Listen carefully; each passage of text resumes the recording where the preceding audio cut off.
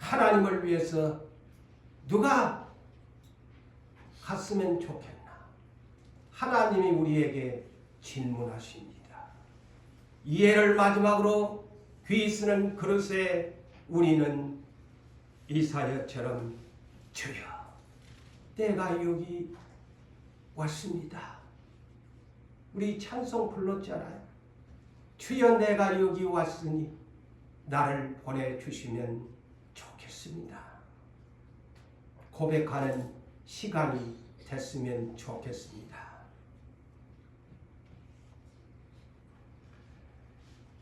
사랑하는 성도 여러분, 우리는 하나님의 일꾼들이라고 우리의 입가에서는 매일같이 그렇게 얘기를 합니다. 나는 주의 일꾼이거든요. 하는데 막상 주의 일을 맡기면 우리는 이 핑계 저 핑계 대면서 사명의식이 사라지고 사랑도 식어지고 순종보다는 불순종이라는 단어 앞에 엎드려 사는 삶이 더 많았는지도 모릅니다. 우리가 입술로는 나는 하나님의 일꾼이요 시대의 일꾼입니다. 하나님의 일꾼은 다른 말로 하나님의 동력자들이라는 말씀이지요. 고린도전서 3장 9절에 우리는 하나님의 동력자들, God's fellow workers.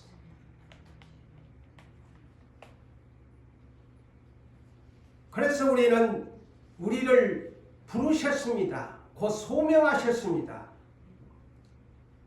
두 번째는 부르시고 우리에게 사명자로 세워주셨습니다.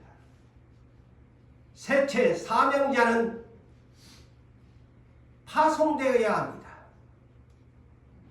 다시 말하면 파송이라는 말은 보내심을 받은 자라는 뜻이지요. 이 세 가지의 사역을 우리가 바르게 인식하고 나는 하나님의 일꾼 동력자입니다 라고 고백하셔야 될 것입니다. 주의 일꾼의 자격의 조건의 우선순위가 뭘까요?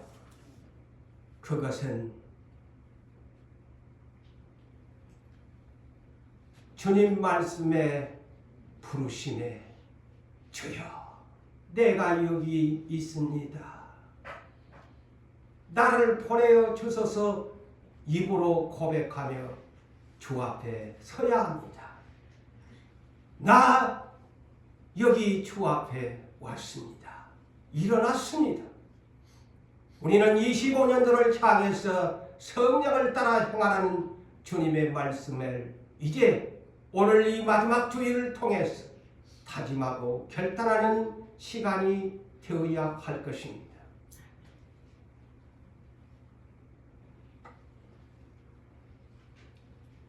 본문의 주인공 이사야가 주님의 환상 중에 만왕의 왕이신 주 왕을 배우게 되어집니다. 그는 왕이신 주님을 배우자마자 무엇을 깨달았습니까? 자기의 입술이 더럽고 추하다는 것을 깨달았습니다. 주님을 섬긴다고 말하면서 얼마나 불평하며 살았든지, 얼마나 원망하면서 살았든지, 온갖 세상 중에 거하면서 부정한 말 서슴지 않고 믿음 없는 말을 했으면서 살았던 그가 주님의 거룩하신 모습을 만나 뵙자 그는 자기의 입술이 더러운 일꾼임을 깨닫게 되어집니다. 그래서 그는 나는 입술이 부정한 사람이요 입술이 부정한 모든 더럽고 추한 사람들 중에 나는 거하면서 살았습니다. 나는 죄인입니다. 얼마나 내 입술로 그동안 많은 범죄를 했습니까? 믿는다고 말하면서 믿음 없는 말을 얼마나 많이 했습니까? 얼마나 남을 판단하고 정죄하면서 살았습니까? 심판자는 만왕의 왕이신데 내가 주인처럼 함부로 남을 비판하고 판단하면서 원망하면서 살았습니다. 나는 죄인입니다.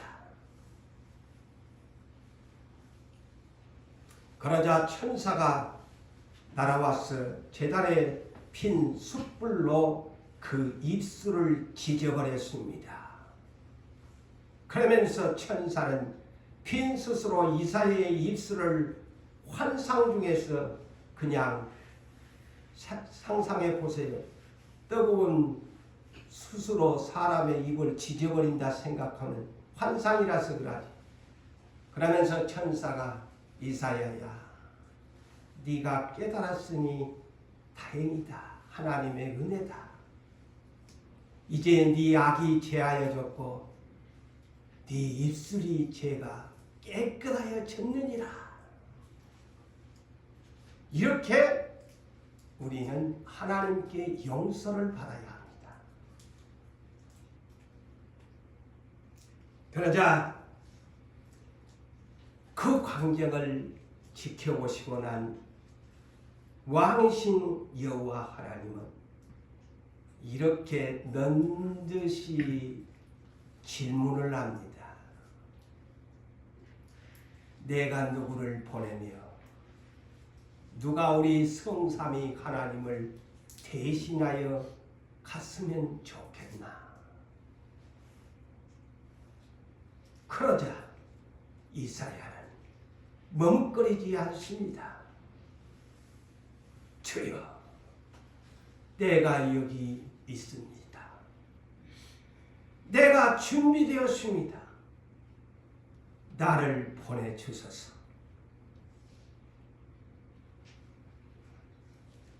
이것이 준비된 사람의 첫 고백이 되어야 합니다.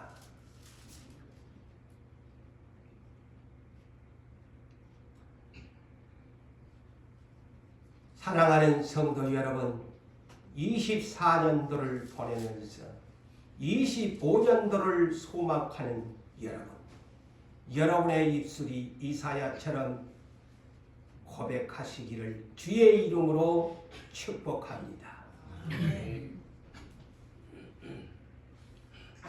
사도행전 20장 24절에도 주님의 소명을 받은 사도 바울이 거듭나서 그가 복음을 전하는 전도자로서 이렇게 고백을 합니다.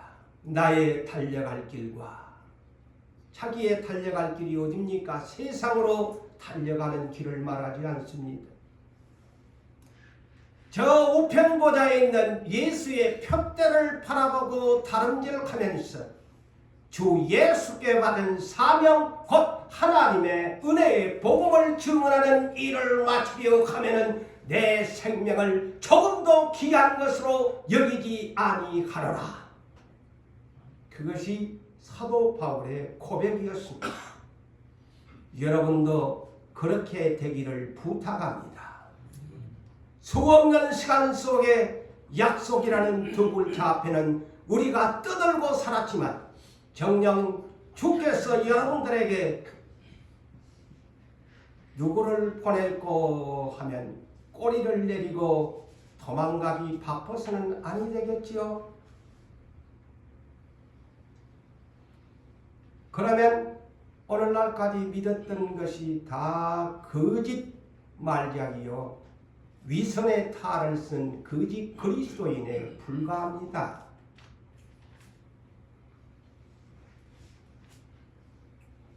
주님이 육신을 입고 세상에 오셔서 아버지의 뜻의 사명자로서 자기 혼자만이 복음을 전할 수가 없어서 그의 제자 12사람을 선택하여 소명하셨습니다.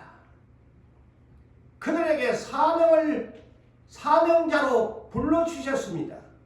그럴 때 그들은 두말하지 아니하고 자기의 생업의 터전을 다 자기의 가족까지 모든 것을 버려두고 주님을 따랐더라. 이것이 사명자의 본분입니다.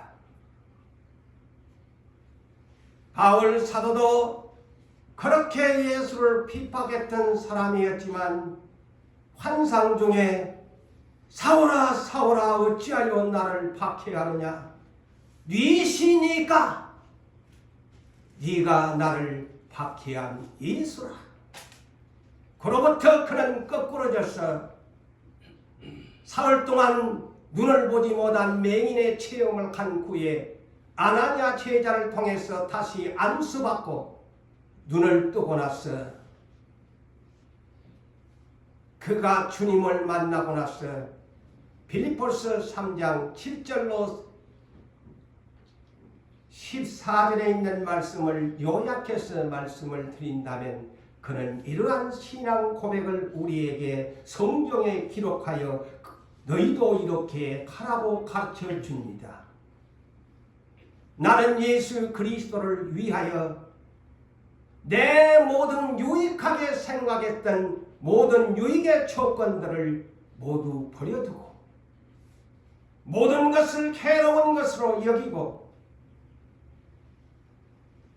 나는 그리스도를 오직 예수만을 얻기 위하여 그 예수가 나를 발견해 주기를 위하여 오직 뒤에 있는 것은 잊어버리고 2024년까지 내가 믿었던 모든 것, 행하였던 지난 과거의 모든 것들을 잊어버리고 오직 앞에 있는 것을 예수만을 얻고 발견하기 위해서 나는 앞으로 달려가노라. 홧대를 향하여 하나님이 위에서 부르신 부름의 상을 받기 위하여 나는 달려가노라. 그것이 그리스도인의 진정한 천국 경주자입니다. 우리는 오늘 또 세상에서 다름질을 하고 누구를 위해서 다름질을 하십니까?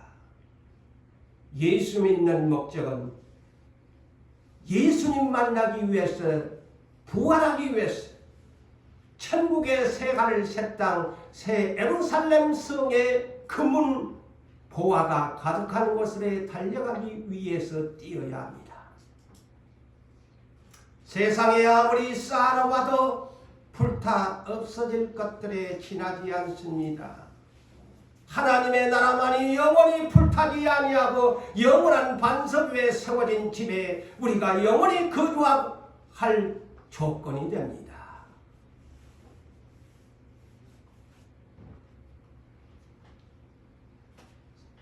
주님에게 고백한 이사야에게 하나님은 무조건 가라고 하지 않았습니다. 고백한 그에게 어떤 사명을 주셨을까요? 복받으라는 기복의 신앙의 메시지였을까요? 아닙니다. 오늘 본문을 보십시오. 9절에 너는 가서 이 백성에게 누가 들으면 하나도 좋아하지 아니할 메시지입니다. 너는 가서 이 백성에게 너희가 듣기는 들어도 늘 항상 들어도 깨닫지 못할 것이라고 해라. 기분 나쁜 소리입니다. 메시지가. 너희가 늘 보기는 보아도 주님을 늘 보기는 보아도 알지 못할 것이라고 일러주어라. 너는 이 백성의 마음을 둔하게 하여라. 세상이나 이런 메시지가 있다는 것이 여러분 충격적이잖아요.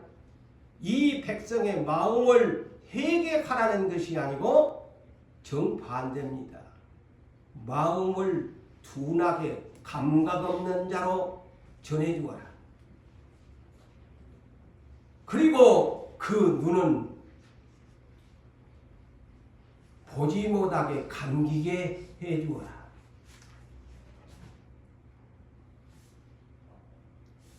그리하여 그들이 볼 수도 없고 또 마음으로 깨달아 알 수도 없게 하라고 전해라. 알 수도 없도록 전해주어라. 그들이 듣고 보고 깨닫다가는 내가 작정한 계획이 수포로 돌아가 고침을 받을까 내가 염려된다. 세상에나 메시지가 이런 황당한 메시지입니다. 그런데 이사야에게 이 선지자에게 이 메시지를 갖고 가서 이스라엘 백성에게 전해주라는 거예요. 이 말이 다시 쉽게 얘기하면 뭘까요?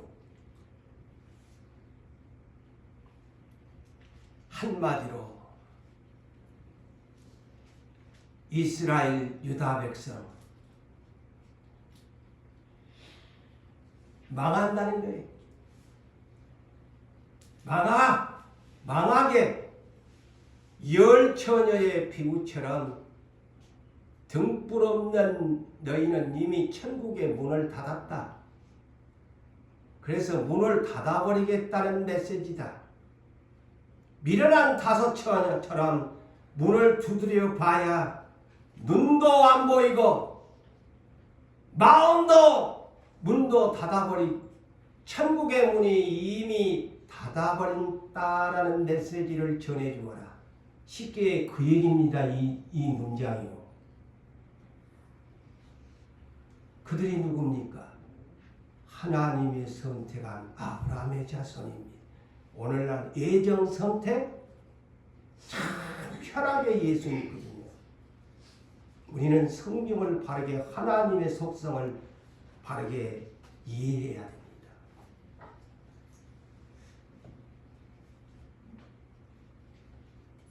그래서 이제부터 네가 가는 순간부터 이스라엘 민족은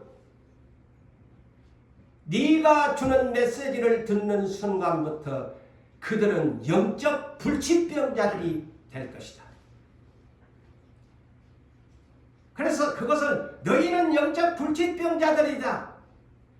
육신은 멀쩡하지만 영적으로는 맹인이고 영적으로는 기머거리고 영적으로 마음은 돌같이 단단한 백성들이다.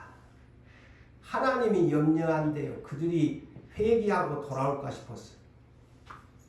하나님이 이런 생각을 하신다는 것 여러분 생각해 보신 적이 있습니까?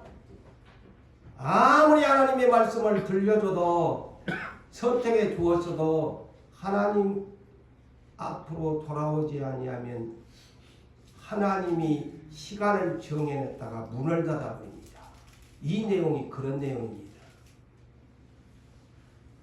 그래서 선지자를 통해서 미리 공포를 하는 거예요. 이스라엘 너희는 영적 불치병자들이 될 것이다. 이사야야, 너는 이 메시지를 들고 가서 그 말을 전해주어라. 자, 이 메시지가 뭘까요? 다시 말하면 하나님의 하나밖에 없는 아들이 그 완악한 백성들을 위해서 죽으러 오신다는 메시지입니다. 다 죄인들이라서 이스라엘의 선민이 다 병들어 버렸어. 주님이 대신 내 맞으러 오신다는 메시지입니다.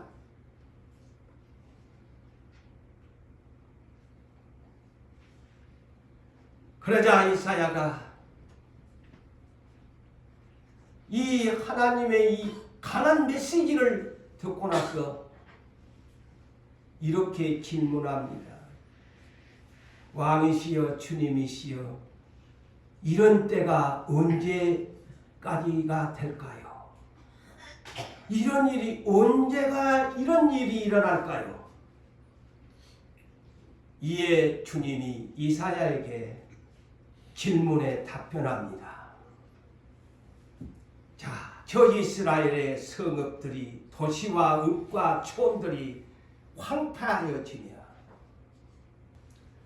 주민이 없어질 때까지다. 망하게 만들어버린다는 뜻입니다. 성읍들이 황폐하여 주민들이 없어질 때까지, 백성들이 없어질 때까지다. 사람이 없어서 집마다 빈집이 될 때까지다. 무섭지 않아요? 이 단어를 들으면 이 예언이 그렇습니다. 집마다 빈집이 될 때까지 내가 그렇게 하겠다.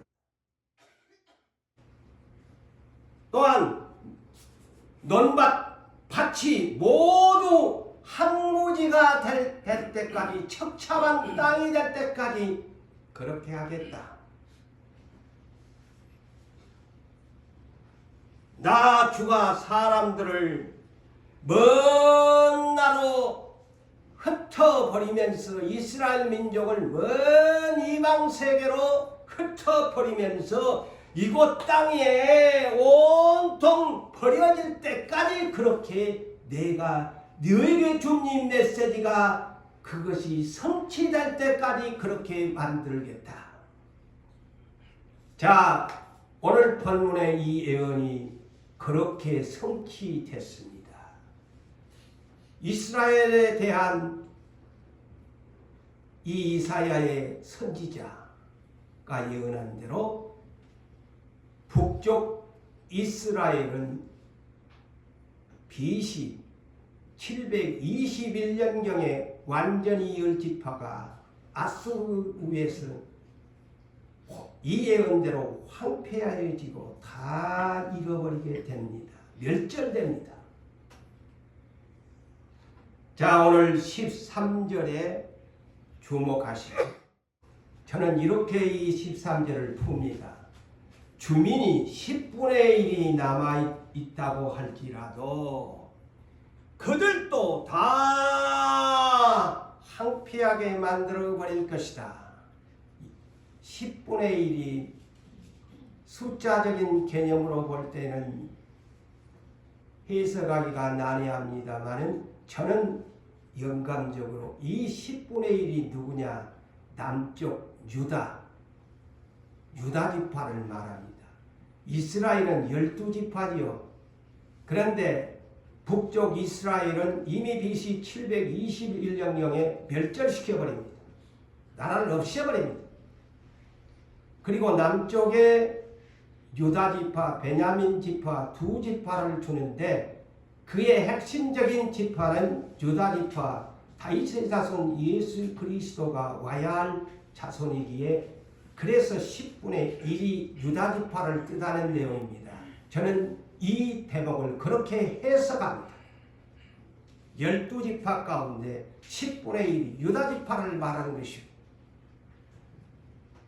유다지파를 남겨놨지만은 예수가 올 때까지 남겨놓겠다. 그 10분의 1을 그 얘기입니다. 이 해석이. 저는 그렇게 성령의 감동으로 그렇게 해석합니다. 그런데 이 유다지파 10분의 1마저도 저 길가에 가로수를 베어버린 것 같이, 여기에는 밤나무나 상수리 나무나 뭐 특별한 그런 의미는 없어요. 그런 나무들을, 큰 나무를 베어버리게 되어지면 그 뿌리가 남아가지고 그것을 일컬어 그루터기라고 합니다. 순이 올라오지 않아요. 그 그루터기가 될 것이다. 그 거룩한 씨, 예수 그리스도를 말하죠. 그가 유다지파의 그루터기가 되어 다시 새싹을 틔울 것이다. 그 얘기입니다. 이 예언 자체가. 하나님에게 얼마나 철저한 이스라엘 12지파를 멸절시켜버리고 그 중에 10분의 1에 해당되는 유다지파마저도 찬란해버린다. 거기에서 유일하게 거룩한 시 예수 그리스도가 그래서 이사야 11장 1절에 미리 예언합니다. 이새의 줄기에서 새싹이 날 것이다. 바로 그 얘기입니다. 이사야가 미리 11장에 예언하고 더 구체적으로 얘기를 하잖아요. 그 그루터기에서 새싹이 난다.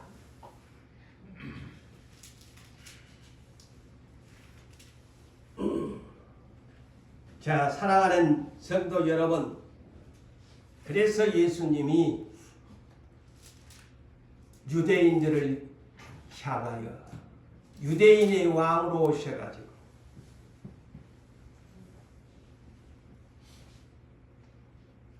나무 십자가에 매달려 죽게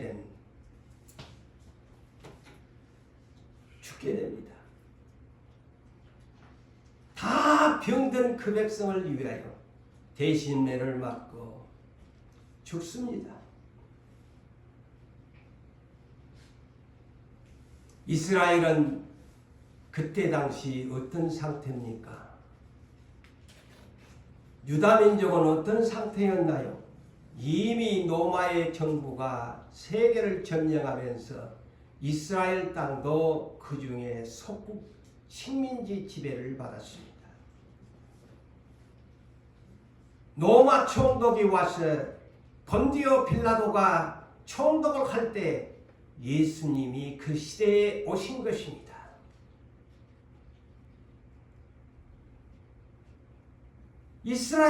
북이스라엘은 이미 망해버리고 유다지파만 유일하게 남겨놨는데 그 10분의 1마저도 로마 식민지 안에 지배를 받고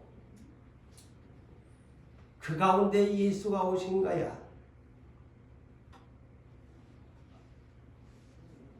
세계 만국의 이스라엘 민족은 다 디아스포라가 오늘 본문에 내가 세계 각국에 다 민족을 흩어버릴 때까지 내가 이스라엘을 망하게 하겠다는 말씀을 그렇게 응하게 하신 것입니다. 이사야가 예언한 그대로 저렇게 해버린 거예요. 지금 이스라엘은 우리나라가 1948년도에 정부 수립을 했는데 이스라엘도 똑같아요. 우리나라가. 그것도 1948년에 정부 수립했어요. 그래서 지금 현재 저렇게 또 남겨놨지만은 그들이 예수를 잘 믿나요? 그냥 보존시켜 놓은 거예요. 그 씨만.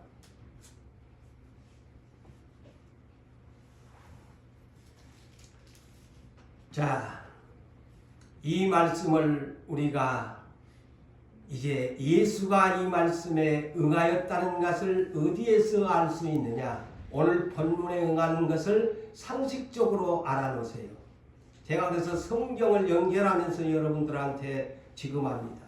이사야가 예언했던 것이 그렇다면 이스라엘 모든 민족이 망하면서 가장 끄트머리 예수를 통해서 오늘 본문의 말씀이 응합니다. 이는 마태복음 13장 10절에서 16절의 말씀을 여러분에 소개합니다. 예수님이 직접 이 본문을 소개한 이사야를 소개하지요. 그분이 거룩한 씨야. 그래서 씨 뿌리는 비유를 합니다. 자, 성경이 풀어지지요. 거룩한 씨 그루터기가 오셔가지고 씨 뿌리는 비유의 말씀을 선포합니다. 네? 그러니 제자 그 씨 뿌리는 비유가 네 가지의 마음밭이야. 하나님의 백성의 마음은 하나님 나라의 밭이야. 근데 하나님 백성의 나라의 마음밭인 네 가지 종류가 있다. 첫째는 길가밭, 둘째는 돌밭, 셋째는 가지던불밭, 그 다음에 넷째는 착하고 좋은 마음을 봐. 네 가지가 있는데 이 비유를 하니까 제자들이 못 알아들어. 그러니까 제자들이 예수님에게 질문합니다. 주여, 어찌하여 이 유대인들에게 씨 뿌리는 비유를 말씀하십니까? 자기들도 잘 모르겠거든. 왜 그들에게 유대인들에게 씨 뿌리는 비유의 말씀을 거룩한 씨 뿌림에 대한 말씀을 하십니까? 그런데 주님은 제자들에게 이렇게 이루합니다. 천국의 비밀을 아는 것이 너희에게는 허락되었지만은 저 유대인들에게는 허락되지 아니했다. 자, 불행한 일입니다. 자, 이 자리에 오셔도 은혜를 받지 못하게 하나님께서 문을 닫아버린 자가 있다면 불행한 것입니다. 아무리 들어도 깨달음이 없어, 변화가 없어. 그러면 생각해 보세요. 나는 왜 교회를 오는데 이렇게 은혜가 없나? 생각해 보세요. 하나님과의 나의 관계가 어떤 관계인가요? 그러므로 내가 그들에게 비유로 말하는 것은 자, 답을 합니다. 왜 이사야가 이 메시지를 들고 이스라엘 땅에다가 선포를 했는가의 이유를 설명합니다. 내가 그들에게 비유로 거룩한 씨 뿌림의 비유를 하는 것은 이사야의 예언이 보세요. 이사야의 예언이 그들에게 이루어졌느니라. 응하였다. 영적 불치병자, 버려진 자는 눈도 안 보이고 귀도 안 보이고 마음도 완고하고 안악해서 사신 우상 앞에 절하는 죄인들이다. 마음이 완고한 사람은 우상 앞에 절하는 죄인이라고 했지요. 사무엘상 15장 23절을 참고하세요. 마음이 닫혀져 버린 사람은 완고하고 완악한 사람, 사신 우상 앞에 절하는 죄인입니다. 그러나 너희 제자들은 자, 그러니까 이스라엘 백성은 눈을 감기게 해놓고 새로운 복음을 시작하면서 새로운 시작을 알립니다. 그래서 제자들, 너희는 눈이 열려갖고 나를 보고 너희는 귀가 열려가지고 내 말을 들으니 복이 있도다. 그게 주님의 주권이에요.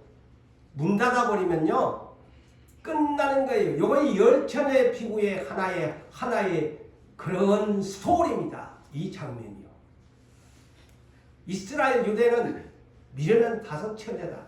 그렇지만은 너희들은 슬기로운 다섯 처녀야. 그래서 네가 본다. 나를 맞이했다.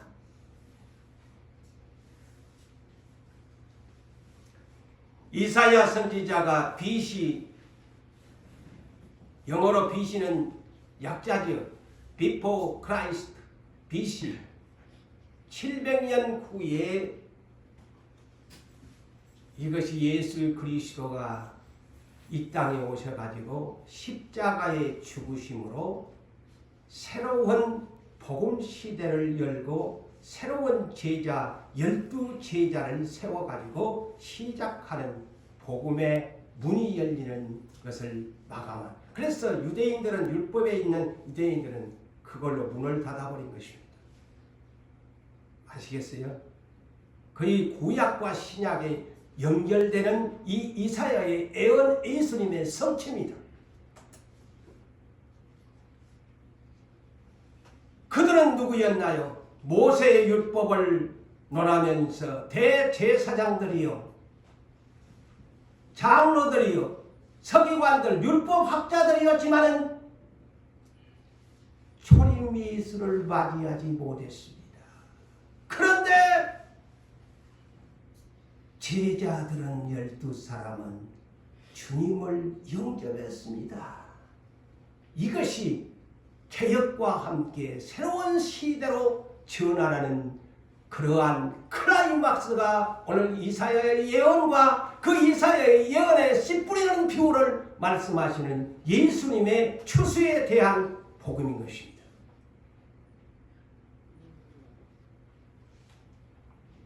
그때 이스라엘 나라는 대제사장들, 장로들, 서기관들, 유대교의 전통만을 자랑하면서 고집하면서 외식적으로 경건의 모양만 갖추고, 그때 당시에 그 나라는 이스라엘 아무리 선택해줘도 문 닫아버리니까 이렇게만 다 멸절시켜버리잖아요. 눈멀고 봉사되게 만들어버리잖아요. 예수가 와도 몰라요.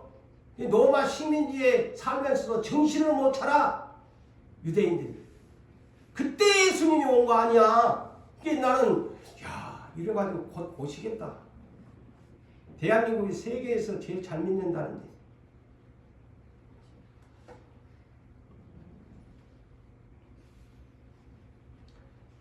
자,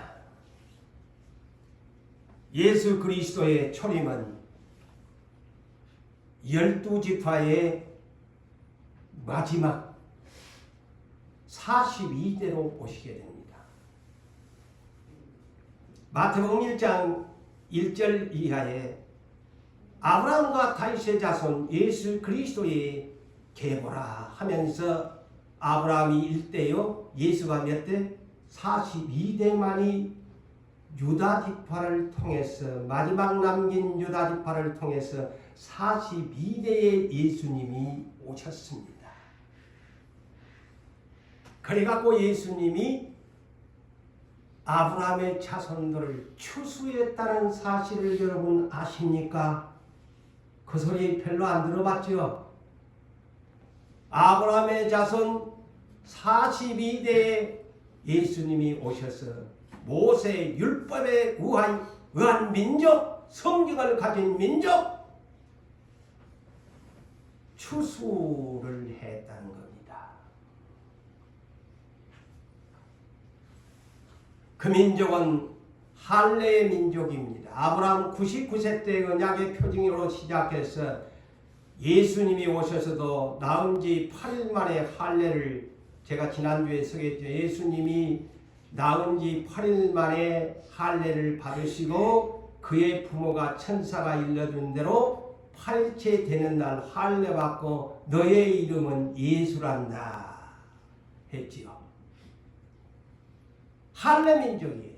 그런데 느닷없이 예수는 이미 구약 성경에 예언한 세례 요한을 미리 6개월 앞서 태어나서 먼저 주의 길을 예비합니다. 주님이 오신대, 길 준비해라, 회개하라, 천국이 가까웠대. 그런데 구약의 할례를 받으면 안 돼. 물 세례를 받아야 한다. 개혁하니. 그래서 이 개혁하는 데는요, 목숨 걸고 해야 됩니다. 아니, 할례 받은 민족을 누가 보면 저 미친놈 이잔잔지 물 세례를 합니다. 그런데 오잖아요. 올 사람은 오고 안 올 사람은 안 오고. 그러면서 뭐라고 하느냐? 내 뒤에 오는 메시아는 성령 세례를 베푸신데, 야, 할례가 변하여 물 세례가 되고 물 세례가 변하여 주인인 되시는 메시아가 성령 세례를 베푸신다. 응? 이렇게 율법 시대를 복음 시대로 새롭게 전환시켜버리면서 이스라엘을 추수해버립니다. 그래서 마태복음 3장 7절로 12절에 세례 요한이 미리 앞서 경고하지 않아요. 예수님이 추수하신다는 것을. 예수님이 추수하신다는 것을 미리 하잖아요. 이스라엘 민족에게. 자, 너그 회개에 합당한 열매를 맺어라. 좋은 열매 맺지 아니하면 도끼가 그 찍어서 불에 찍어서 불에 살아버리고, 예수님이 심판주가 돼가지고 내 뒤에 오시는 분은 손에 키를 들고 있다. 영어로 키가 아니고 농부가 이 곡식을 까보는 키질을 하는데 알곡과 쭉정이로 나는데, 알곡은 곡간에 들이고 쭉정이는 불에 던져 살라버린다고 하신다이. 자, 추수의 얘기를 합니다, 여러분. 이 성경을 보니까 명백하게 기록되어 있어요.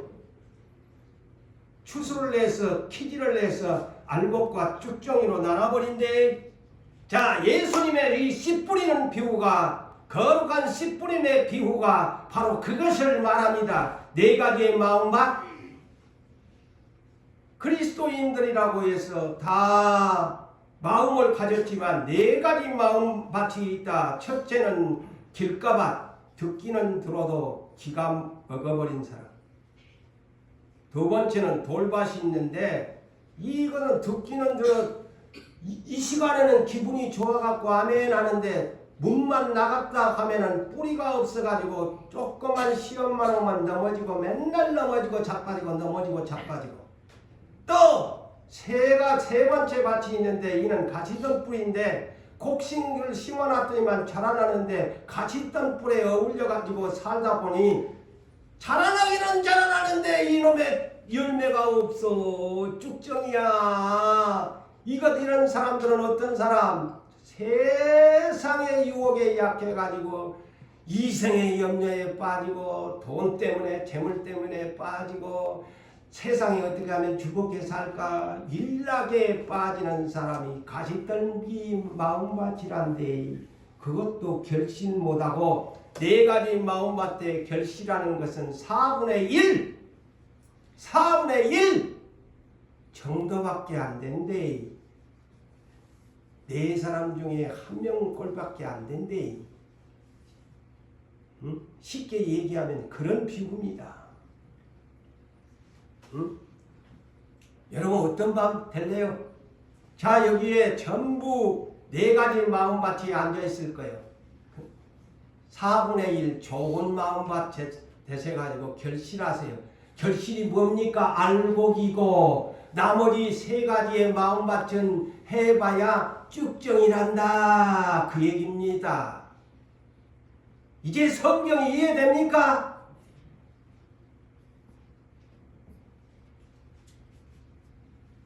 그러면서 예수님이 어느 날 수가성 여인 앞에서 복음을 전하다가 제자들에게 이런 얘기를 합니다. 요한복음 4장 35절에서 38절을 보니까 제자들에게 얘들아 너희의 눈을 들어가지고 저 지금 밭에 곡식들이 지금 고개가 휘어져 가지고 이것째 그처럼 지금 추수 때가 됐다. 자, 추수꾼 얘기합니다. 제자들한테. 자, 12제자가 이스라엘의 추수꾼입니다. 자, 눈을 들어서 밭을 보라. 곡식이 익어서 휘어져 추수 때가 되었도다. 거두는 자가 곧 예수 거두는 자가 이미 아버지로부터 싹을 받고 그래서 예수님이 직접 언급합니다. 비밀이 담겨있는 언급이죠. 거두는 자 나 예수가 이미 아버지로부터 그 싹을 받고 영생에 이르는 열매를 모으나니 이 땅이 아니고 영생이라는 단어를 사용합니다. 영생에 이르는 열매를 모으나니 이는 뿌리는 자와 거두는 자가 함께 즐거워하게 하려 합니다. 사람을 추수한다는 말씀이에요. 그러면서 그런즉 한 사람이 심고 다른 사람이 거둔다는 말이 옳도다.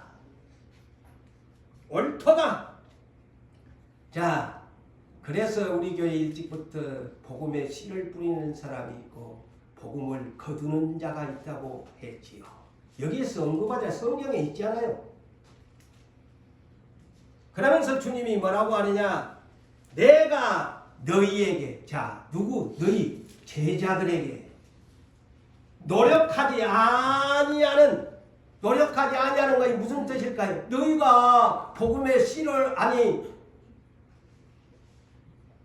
율법의 씨를 너희가 뿌리고 심고 가꾼 것도 아닌데 너희를 내가 거두라고 보내었으니 추수꾼으로 보내었으니 다른 사람들은 노력했지만 심는다고 다른 사람들은 복음에 씨 뿌린다고 노력했겠지만 너희는 그들이 노력한 것에 참여하였느니라.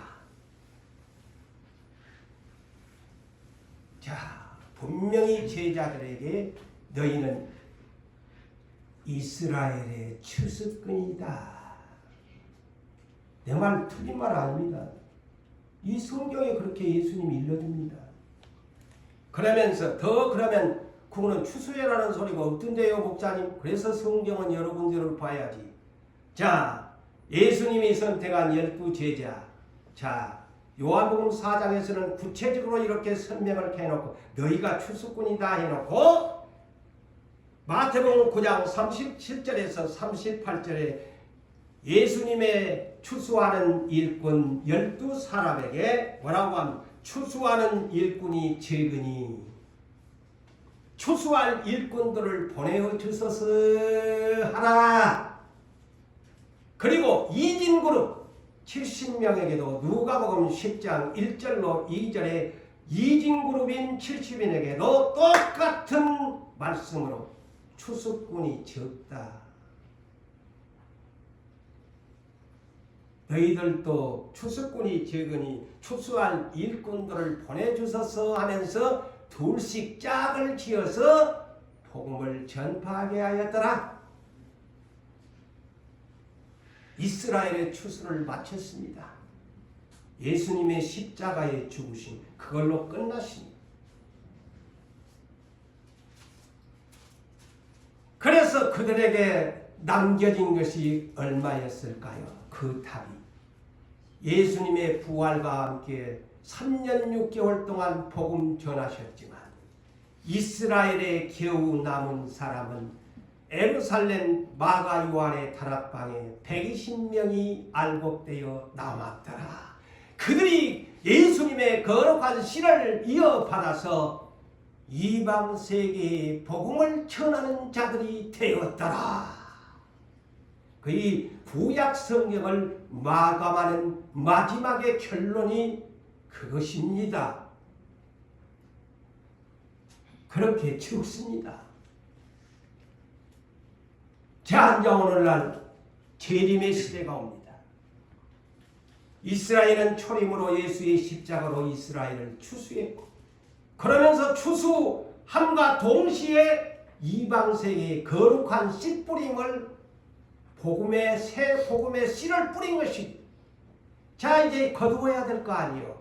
그것이 재림입니다. 그래서 마태복음 24장에도 분명히 예수님이 나 온대 말세에 징조의 때가 있다.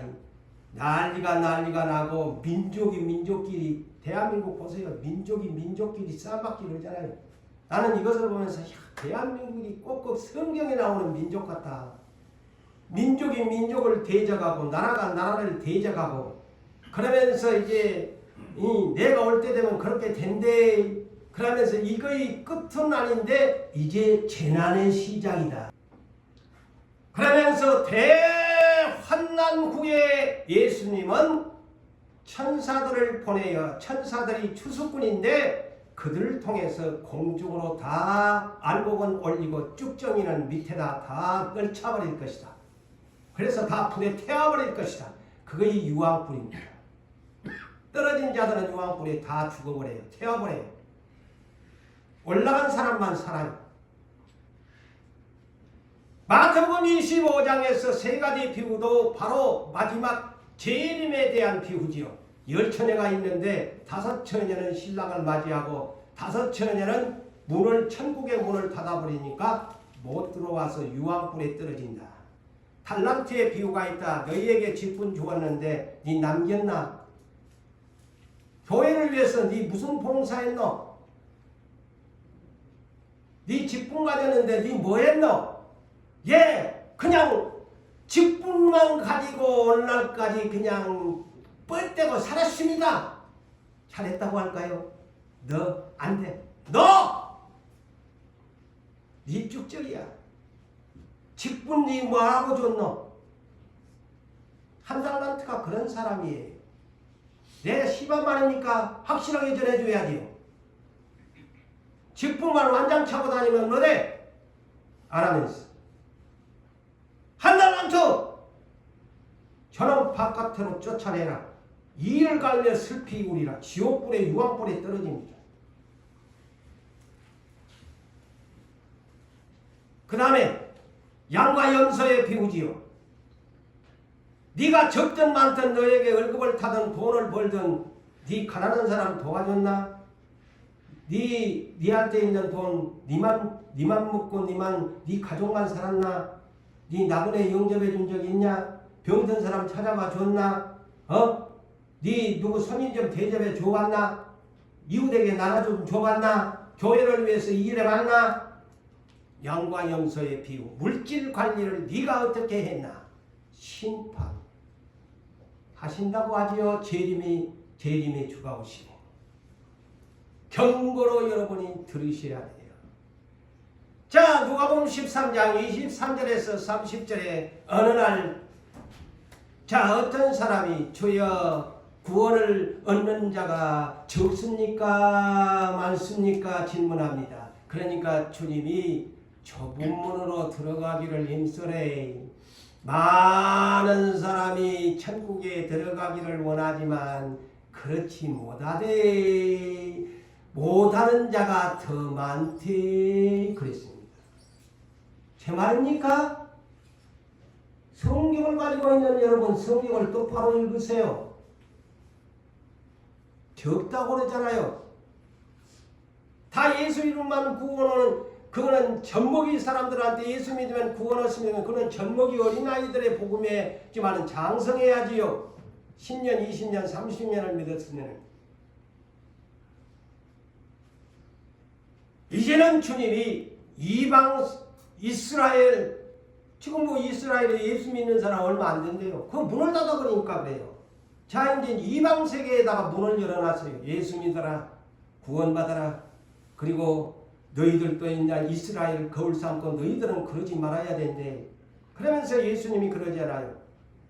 저 아브라함과 믿음의 조상들은 일찍이 순종했던 사람들은 천국에 있는데 너희 예수님 오셔가지고 너희 지금 나 왔을 때, 나 예수가 와서 너희들한테 전할 때 이미 너희들은 끝났어야. 문 닫아버렸다 그러잖아요. 문 닫아버렸고 오히려 저 이방 세계 동서남북에 흩어져 있는 이방 사람들이 하나님 나라의 즐거운 날의 잔치에 참여하리라 하면서 마지막 30절의 결론이 뭡니까? 충격적인 말이지. 먼저 된 자가, 너그 이스라엘이 먼저 선택받았지. 예수 믿는 오래 믿었다고 절대 자랑하지 마세요. 먼저 믿었다고 너희 건데 누구 나중된데, 나중된 자가 먼저 될 자들이 많대. 그래서 저 역시도 직분을, 교회 주요 직분을 받은 사람들, 먼저 예수 믿고 모태신앙을 가진 분들 정말 정신 차리셔야 돼요. 내가 오래 예수 믿었다고 안전빵이라고요? 누가 그럽니까? 성경에는 그렇게 답을 안 해놨는데. 착각하고 예수 믿으면 안 돼요. 먼저 된 자가 꼴찌가 돼버려요. 못 믿으면.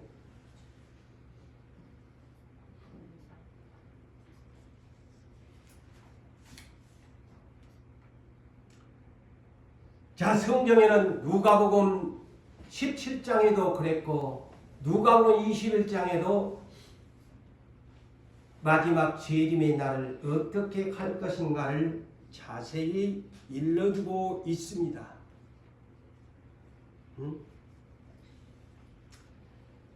자, 시간상 누가복음 17장이나 21장을 소개하고 싶지만은 제가 그만두려고 합니다. 그래서 집에 가서 한번 찾아보세요. 마지막 때에 어떤 현상을 예수님이 직접 예언을 해놨는가. 경고를 삼으세요. 경고를 삼으시고 마지막 성경 66권의 마지막 계시록이 바로 마지막 추수의 복음서라고 제가 금요일마다 강조하죠. 마지막 추수의 복음서. 복음서는 씨 뿌리는 비유의 말씀이죠. 마태, 마가, 누가, 요한복음, 사복음, 그리고 사도행전, 씨 뿌리는 피부의 말씀이죠. 그렇지만 계시록은 마지막 추수의 복음서입니다. 계시록 1장 7절에 제가 다시 언급한 구름 타고 오시는 재림의 날 모든 세계 만국의 민족이 애곡하리라. 초상집이 된다는 말입니다. 기쁜 날이 아니라 재림의 날은 초림은 이방 세계의 기쁜 소식이 됐지만 재림의 날은 모든 이방 세계도 이스라엘처럼 추수를 하는 초상집이 될 것이다. 그래서 전부 울게 될 것이다. 기뻐서가 우는 것이 아닌 애곡을 하게 된다. 사람이 아이고 사람 죽었다고 애곡하냐. 그날이 주님의 재림의 날이다. 모두가 나를 보게 될 것이다. 그러면서 계시록 22장 16절에 금요일날 나오지 아니하는 분들을 위해서 재차 강조합니다. 요한 계시록 1장 7절에는 초상집이 될 것이고 마지막 이 요한 계시록을 주는 것은 22장 16절에 나 예수가 내 사랑하는 교회들을 위하여 하늘에 있는 천사를 보내어 내 종 사도 요한을 통해서 세상에 있는 모든 교회의 요한 계시록을 기록하여 너희에게 증언한다. 이때가 온다. 마라나타 주 예수여 오시옵소서라고 요한 계시록을 출수의 복음서를 마감합니다. 말씀을 맺습니다. 마지막 시대에 살고 있는 오늘날 우리에게 이사야 선지자에게 이스라엘 민족 10분의 1을 남겨놓은 그들을 향해 가서 앞으로 장차 남겨놓을 그 율법시대의 사람들을 향해서 네가 가서 외쳐주어라. 너희들 이미 문 닫았다. 예수가 와도 너희 십자가에 예수 죽일 것이다. 이 십자가 죽여버리잖아요. 눈이 닫힙니까? 그대로 돼버리잖아요. 예수 죽여버려요.